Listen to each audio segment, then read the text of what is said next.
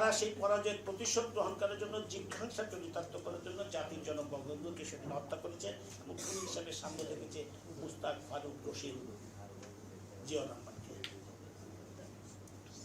স্যারের নিশ্চয়ই খেয়াল আছে, আমি সেই কথাগুলোর দিকে যাচ্ছি। আমরা যখন মুক্তিযুদ্ধে অংশগ্রহণ করেছি ৭১, স্যার মান্নান স্যার আছেন, আমিও মুক্তিযুদ্ধে অংশগ্রহণ করেছিলাম ৭১। আমি এই প্রবন্ধের বিষয় বা আবু সাইদ স্বপনের দিকে যাচ্ছি না, আমি অন্য বিষয়ে যাচ্ছি। মুক্তিযুদ্ধের সময় আমরা যখন ট্রেনিং দিয়েছি, আমি দিনাজপুরের ফার্স্ট ব্যাচে ট্রেনিং দিয়েছি মুজিব বাহিনী হিসাবে। তখন বাংলাদেশ সরকারের পররাষ্ট্রমন্ত্রী ছিলেন মুস্তাক সাহেব, খন্দকার মুস্তাক। পাকিস্তানের সাথে কনফেডারেশনের একটা চেষ্টা করছিলেন, নিশ্চয়ই স্মরণ আছে। আমরা মুক্তিযোদ্ধারা সেখানে বসে ট্রেনিং পিরিয়ড তখন দেখছি পাকিস্তানের সাথে কনফেডারেশনের জন্য একটা জোর প্রচেষ্টা চলছে মার্কিন যুক্তরাষ্ট্রের সহযোগিতায়। তাদের মাধ্যমে ধরা পড়লেন মোস্তাক সাহেব, তাহিরুদ্দিন ঠাকুর, মাহবুব আলম চাষি, এরা ধরা পড়লেন। জিয়াউর রহমান সেক্টর কমান্ডার হিসেবে 2 বার তাকে ডোজ করা হলো। মুক্তিযুদ্ধের সময় মোস্তাককে পররাষ্ট্রমন্ত্রী থেকে সরিয়ে দিয়ে আব্দুল সামাদ আজাদকে পররাষ্ট্রমন্ত্রীর দায়িত্ব দেওয়া হলো। তখন থেকে কিন্তু ষড়যন্ত্র শুরু হয়েছে। এই ফারুক, রশিদ দ্বারা মুক্তিযুদ্ধের 1 মাস আগে নভেম্বর মাসে মুক্তিযুদ্ধে অংশগ্রহণ করেছে। ষড়যন্ত্র কিন্তু তখন থেকেই শুরু হয়েছে। এরাই পরবর্তী ৭৫-এ এদেরকে আমরা সামনে দেখেছি। ৭১-এর ঘাতকরা তাদের পরাজয়ের প্রতিশোধ গ্রহণ করেছে, জিজ্ঞাসা চরিতার্থ করেছে এবং সামনে আমরা এই ফারুক, রশিদ, মোস্তাককে দেখে এরা প্রকৃত মুক্তিযোদ্ধা না। প্রকৃত মুক্তিযোদ্ধা মাত্র 3.5 বছরে বাঁচায়, এভাবে অ্যাবাউটান করতে পারে না কোনো মুক্তিযোদ্ধা। 3.5 বছরের মাথায় একেবারে আমি অ্যাবাউটান করে যাদের বিরুদ্ধে যুদ্ধ করলাম তাদের সাথে চলে যাব, এটা হতে পারে না, এটা কোনো সময়ই হতে পারে না, এটা বিশ্বাসযোগ্য না। জিয়াউর রহমান প্রকৃত মুক্তিযোদ্ধা ছিলেন না, পাকিস্তানের অনুপ্রবেশকারী ছিলেন মুক্তিযুদ্ধে। ৭১-এ পাক হানাদার বাহিনী যেই কাজটা করেছে বাংলাদেশে, তাদের একটা স্লোগান ছিল, আমরা মানুষ চাই না, মাটি চাই। ৭৫-এ তাদের এই অনুসারীরা, তাদের যে এজেন্টরা, তারা বঙ্গবন্ধুকে এইভাবে সপরিবারের সমস্ত যেভাবে হত্যা করেছে সে একই কায়দায় হত্যা করেছে। এবং এই পৈশাচিকতা আমরা দেখেছি, আবার জেলখানায় দেখেছি, আবার 2004 সালে গ্রেনেড হামলা যারা যে করেছে একই রকম পৈশাচিকতা আমরা দেখেছি রাষ্ট্রীয় একেবারে পৃষ্ঠপোষকতায়। জিয়াউর রহমান, এখানে খালেদা জিয়া, তারেক রহমান, একই রকম পৈশাচিকতা আমরা দেখেছি। আইবি রহমান খুন হলেন, নিহত হলেন, 23 জন সেখানে নিহত হলো। আমাদের প্রিয় নেত্রীকে নির্মমভাবে একেবারে পৈশাচিকভাবে হত্যা করার চেষ্টা করলেন। যখন তিনি ফিরত যাচ্ছেন তখন গাড়িতে তাকে গুলি করা হলো। আমরা যখন পানি দিয়ে ধুয়ে দিচ্ছে, তার সমস্ত আলামত নষ্ট করে দিয়েছে পানি দিয়ে। এই তখন নেতা কর্মীরা যখন লাশগুলো বা আহতদের উদ্ধার করতে যাচ্ছিল তখন কাঁদুলো গ্যাস শুনেছে যাতে উদ্ধার করতে না পারে। মেডিকেলে তাদের ড্যাবের সেই ডাক্তাররা মেডিকেলে তাদের চিকিৎসা দেওয়া সমস্ত রূপ তারা দিয়ে গেছে। পৃথিবীর ইতিহাসে মানে এইরকম বর্বরতার কথা আছে কিনা আমার জানা নেই অন্তত। কাজেই বঙ্গবন্ধু, আমি যে কথাটা বলতে চাচ্ছি, বঙ্গবন্ধু যাদের বিরুদ্ধে দীর্ঘদিন লড়াই করেছেন, 14 বছর কারা নির্যাতন ভোগ করেছেন, সেই একই শক্তি ৭১-এ আমাদের কাছে পরাজিত হয়েছে। ৭৫-এ একই শক্তি জাতির জনক বঙ্গবন্ধুকে নির্মমভাবে হত্যা করেছে, জেলখানায় জাতীয় চাকরি থেকে হত্যা করেছে। 2004 সালে গ্রেনেড হামলায় আমাদের আইবি রহমান সহ 23 জনকে হত্যা করেছে, আমাদের প্রিয় নেত্রীকে হত্যা করার চেষ্টা করেছে। এখনো সেই একই শক্তির বিরুদ্ধে আমাদের লড়াই করতে হচ্ছে, ভিন্ন কোনো শক্তি না, একই শক্তির বিরুদ্ধে লড়াই করতে হচ্ছে। আজকে বাংলাদেশকে তারা অস্থিতিশীল করার চেষ্টা করছে। আমাদের প্রিয় নেত্রী জননেত্রী শেখ হাসিনা 81 সালে বাংলাদেশে ফিরে আসার পর আমরা তো স্বপ্ন দেখা ভুলে গিয়েছিলাম। একটা কথা বারবার ঘুরে আসে, বঙ্গবন্ধুকে হত্যার পর আমরা কেন রুখে দাঁড়াই নাই, এই কথাটা বারবার উঠে আসে। কিভাবে রুখে দাঁড়াবে আওয়ামী লীগের নেতা করবে না? খুন হিসাবে সামনে মোস্তাক বঙ্গবন্ধু মন্ত্রিসভার সদস্য, নপুংসকের মতো সবাই মন্ত্রিসভায় যোগ দিচ্ছে। আমাদের নেতারা মন্ত্রিসভায় যোগ দিতে নপুংসকের মতো। তিন বাহিনীর প্রধান শপথ নিচ্ছে কিভাবে আওয়ামী লীগের নেতা কর্মীদের কিং কর্তব্য মুড সবাই আমরা সবাই কিং কর্তব্য বলি। এটা কি কারা? মোস্তাক, আমাদের আওয়ামী লীগের সমস্ত মন্ত্রীরা, এই যারা জেলখানায় মারা গেলেন সেই 4 নেতা ছাড়া কি দেখলাম? এক একজনের উক্তিও তো দেখলাম, বিভিন্ন কথাবার্তা। স্যারের নিশ্চয়ই স্মরণ আছে যে সমস্ত কথাবার্তা তারা বলেছে, আমরা তো শুনেছি, তাদের বাসায় অনেকের কাছে গিয়েছি, বাসায় তারা যেই সমস্ত কথাবার্তা বলেছে, ব্যঙ্গোক্তি করেছে, এই সমস্ত নিশ্চয়ই আমাদের স্মরণ আছে। নেতা কর্মীরা তো, সাধারণ নেতা কর্মীরা মানুষ তো মানে কিং কর্তব্য, যার ফলশ্রুতিতে তখন মানুষ গর্জে উঠে গেল। আস্তে আস্তে মানুষ অনুধাবন করেছে, আস্তে আস্তে গর্জে উঠেছে। আওয়ামী লীগ 81 সালে জাতির জনক বঙ্গবন্ধুর কন্যা জননীতি দেশে ফিরে আসার পর আমরা আবার স্বপ্ন দেখা ভুলে গিয়েছিলাম, যে স্বপ্ন আবার দেখা শুরু করেছি।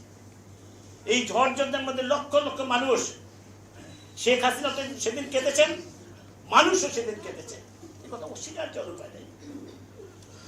এই ঝড় ঝঞ্ঝার মধ্যে লক্ষ লক্ষ মানুষ কিন্তু কেঁদেছে সেদিন। আমাদের প্রিয় নেত্রীর চোখেও সেদিন পানি ধরেছে। একদিন এরপরে কিন্তু আমাদের প্রিয় নেত্রী কাঁদেন নাই।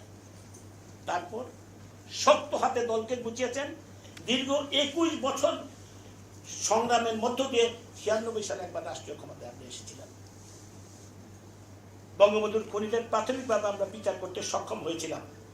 পরবর্তীতে আবার সেই অন্ধকারের অতল গহ্বরে 2001 সালে 5 বছর কি হয়েছে সেটা আমি এত বিস্তারিত আপনাদের কাছে বর্ণনা করতে কি করেছে 5 বছর যে আমার বিএনপি, সেটা আমি আর বিস্তারিত বলতে চাচ্ছি না।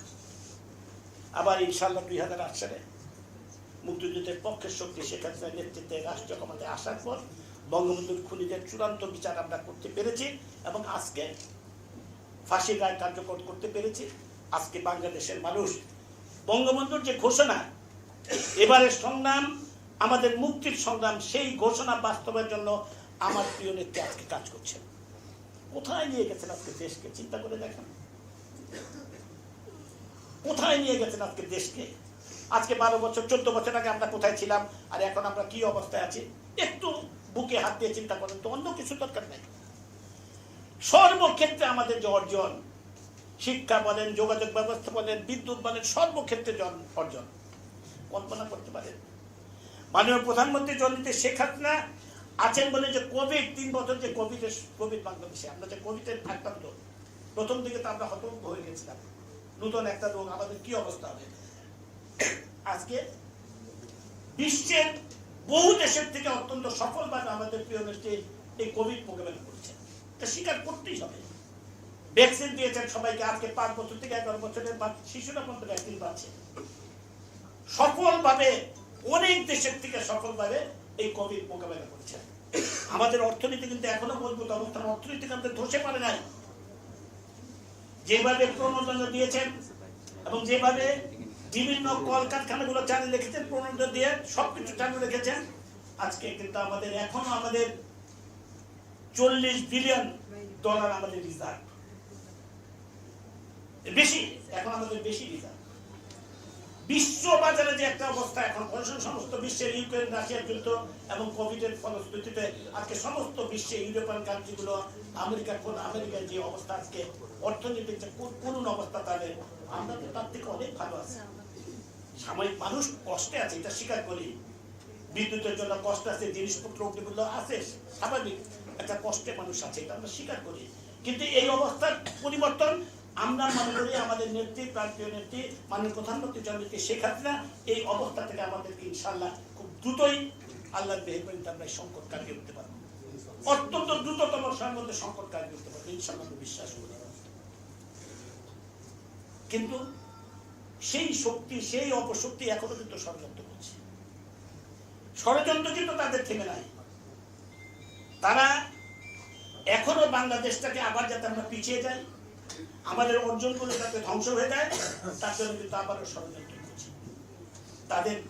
তাদের শক্তি জনগণ, তাদের ক্ষমতার উৎস হচ্ছে বিদেশের শক্তি আর ষড়যন্ত্র। জাতির জনক বঙ্গবন্ধুকে যে বৈদেশিক শক্তিগুলো হত্যা করার পিছনে যে বিদেশের শক্তিটা ছিল, ISI, মার্কিন যুক্তরাষ্ট্র যারা সপ্তম নৌবহর পাঠিয়েছিল মুক্তিযুদ্ধের সময়, যারা ৭৪ সালে খাদ্যের জাহাজ ফিরিয়ে নিয়ে গেছিল কৃত্রিম সংকট সৃষ্টি করার জন্য, তারাই কিন্তু জাতির জনক বঙ্গবন্ধুকে নির্মমভাবে হত্যা করেছে। সেই তাদের যে বৈদেশিক শক্তি, তাদের সহযোগিতায় বঙ্গবন্ধুকে হত্যা করা হয়েছে। সেই একই শক্তির প্রিয়নক হিসেবে তারা কিন্তু এখনো আছে, এখনো তাদের পেছনে আছে। তারা খালি বিদেশি দূতাবাসে যায়, বাংলাদেশের জনগণের প্রতি তাদের কোনো আস্থা নাই। আমাদেরকে কিভাবে বেইজ্জতি করতে পারে, বাংলাদেশের সম্মান, যে বাংলাদেশের প্রধানমন্ত্রী, মাননীয় প্রধানমন্ত্রী জননেত্রী শেখ হাসিনা বিশ্বের ৩ জন রাষ্ট্রনায়কের মধ্যে একজন। বাংলাদেশ আজকে বিশ্ব দরবারে একটা সম্ভাবনা দেশ, আমরা উন্নয়নশীল দেশ, 2041 সালে আমরা উন্নত দেশের স্বপ্ন দেখছি। যে কিসেঞ্জার বাংলাদেশকে বলেছিল একসময় তলাবিহীন জুড়ে, সেই কিসেঞ্জার আজকে আমাদের প্রিয় নেত্রীর হাতে পুরস্কার তুলে দিয়েছেন। আমাদের মাননীয় প্রধানমন্ত্রী মানবতার মা হিসেবে 10 লক্ষ রোহিঙ্গাকে আজকে বাংলাদেশে আশ্রয় দিয়েছেন। যেভাবে আজকে কতগুলো আমাদের দেশে কতগুলো 1 শতাধিক সাধারণ মানুষের জন্য আজকে যে সমস্ত প্রোগ্রাম, বয়স্ক ভাতা, বিধবা ভাতা, মাতৃত্বকালীন ভাতা, কোন দেশে এত প্রোগ্রাম নাই, এত কর্মসূচি নাই। এই আমাদের সেই নেত্রীর বিরুদ্ধে আজকে বিভিন্ন অপপ্রচার, আমাদের দেশের বিরুদ্ধে অপপ্রচার ষড়যন্ত্র করছে, বিভিন্ন দূতাবাসীকে নালিশ করছে। আজকে আমেরিকাকে বিগড়ে দিয়েছে, আমেরিকার কাছে তাদের নালিশ করতে করতে আমাদের মানবাধিকারের প্রশ্রয়, আমরা মানবাধিকার আমাদের এখানে লঙ্ঘিত হচ্ছে, আমেরিকা এসে বলে। আমাদের বিভিন্ন জনকে আমাদের আমেরিকা যাওয়ার নিষেধাজ্ঞা জারি করে। আজকে তারা এই কাজগুলো তারা করছে। জাতিসংঘের মানবাধিকার হাই কমিশন এই কয়েকদিন আগে বাংলাদেশে ঘুরে গেছেন। আমি প্রসঙ্গক্রমে বলতে চাই, জাতিসংঘের মানবাধিকার বিষয়ক হাই কমিশনার এই কয়েকদিন আগে বাংলাদেশে সফর করে গেছেন। তিনি সেখানে গিয়ে, যুক্তরাষ্ট্রে গিয়ে, সেখানে গিয়ে তিনি একটা কনফারেন্সে, প্রেস কনফারেন্সে যে ঘোষণাটা বলেছেন যে বিশ্বের যে সকল দেশ মানবাধিকারের বিষয়ে সংকট আছে, যে সমস্ত দেশে, বিশ্বের যে সমস্ত দেশে, সেই তালিকায় বাংলাদেশের নাম নাই। এই মাত্র তিনি গতকালকেই তিনি এই কথাটা বলেছেন, যে সমস্ত দেশে মানবাধিকারের বিষয়ে যে সমস্ত দেশে সংকট আছে, সেই তালিকায় বাংলাদেশের নাম নাই। জাতিসংঘের মানবাধিকারের বিষয়ে হাই কমিশনের উক্তি না। অথচ এই বিএনপি, এই অপশক্তি আমাদের বিরুদ্ধে অপপ্রচার করে। তাদের ভিত্তি হচ্ছে অপপ্রচার, মিথ্যা কথা বলা, মিথ্যার উপর তাদের অবস্থান। মানুষকে কেবলমাত্র ধোঁকা দেয়, কিভাবে ধোঁকা দেওয়া যায়, মানুষকে কিভাবে বিভ্রান্ত করা যায়, সেই চেষ্টাই তাদের। জনগণের প্রতি আস্থা নেই। তারা জানে ভোটে তারা অবশ্যই কোনো সময় ক্ষমতায় আসতে পারে না। ক্ষমতায় আসার একটা মাত্র পন্থা সাধারণ ভোট, নির্বাচন ছাড়া ক্ষমতায় আসার কোনো পন্থা নাই। সেই নির্বাচন ব্যবস্থাকে তারা ধ্বংস করতে চাচ্ছে। নির্বাচন কমিশনের বিরুদ্ধে লাগাতার মিথ্যা কথা বলে যাচ্ছে। ইভিএম এর কথা, ইভিএম করে পরীক্ষা করলে না, কোনো কিছু নয়, বায়বীয় কথা, ইভিএম এর বিরুদ্ধে বায়বীয় কথাবার্তা, বায়বীয় কথাবার্তা নেই। আমরা তো ব্যবহারই করলাম না, কোনো কিছু না। আর বহু জায়গায় ইভিএম এর নির্বাচন হয়েছে, কুমিল্লাতে হয়েছে, নারায়ণগঞ্জে হয়েছে, এবং অনেকগুলা সংসদীয় আসলে ইভিএম নির্বাচিত হয়েছে, কোনো কিছু নাই, কোনো কিছু পেল না। একটা বায়বীয় কথাবার্তা ইভিএম এর বিরুদ্ধে বলছে যে এটা দিয়ে ভোট কারচুপি করে। মিথ্যা কথা, মিথ্যার উপর তাদের এই অবস্থা। তারা পেছনের দরজা দিয়ে ক্ষমতায় আসতে চায়, সামনের দরজা দিয়ে ক্ষমতায় আসতে পারে না, কোনো সময় পারবে না, তাদের জানে। তা আমি আর কথা বানাতে চাই না, আমি শুধু একটা কথাই বলতে চাই, এই অপশক্তি, আমার দুঃখ, এটা আমাদের সবার দুঃখ, লজ্জা আমাদের। পৃথিবীর ইতিহাসে আপনারা লক্ষ্য করে দেখবেন, স্বাধীনতা বিরোধী শক্তি, মুক্তিযুদ্ধের বিরোধী শক্তি, এইরকম অপশক্তি পৃথিবীর ইতিহাসে কোথাও রাজনীতি করার সুযোগ নাই। আমেরিকার নাৎসিদের অবস্থা কি হচ্ছে, এখনো বিচার হচ্ছে, কোথাও রাজনীতি করার সুযোগ নাই। একমাত্র আমাদের লজ্জা বাংলাদেশের রাজনীতি করতে পারছে। এই অপশক্তিকে, আমি একটা কথা, আমার সবসময় একটাই স্লোগান, এই অপশক্তিকে রাজনৈতিক ভাবে যতদিন পর্যন্ত বিতাড়িত করতে না পারবো, ততদিন পর্যন্ত সত্যি ফিরে আসবে রাজনীতিতে। এদেরকে রাজনীতি থেকে বিতাড়িত করতে হবে। আমাদের বঙ্গবন্ধুর এই আলোচনার সময় আমাদের শপথ নেওয়া উচিত বাংলাদেশের রাজনীতিতে রাষ্ট্রীয় ক্ষমতায় থাকবে মুক্তিযুদ্ধের পক্ষের শক্তি, বিপক্ষে থাকবে মুক্তিযুদ্ধের পক্ষের শক্তি, এবং এদেরকে আমরা রাজনৈতিক ভাবে এদেরকে বিতাড়িত করবো, এদেরকে রাজনীতি থেকে সম্পূর্ণভাবে বিতাড়িত করবো।